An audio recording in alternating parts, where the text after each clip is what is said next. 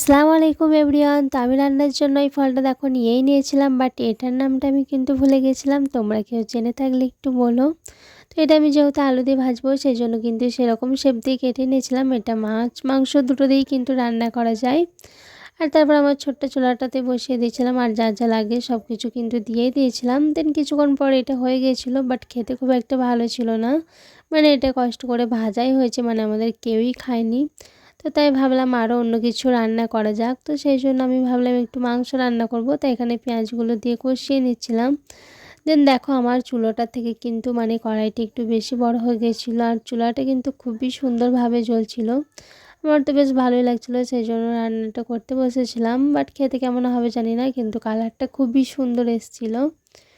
তো এখানে কিন্তু সব কিছু ঠিকঠাকই ছিল। আমি এখানে একটু নুনটা বেশি দিয়ে ফেলেছিলাম।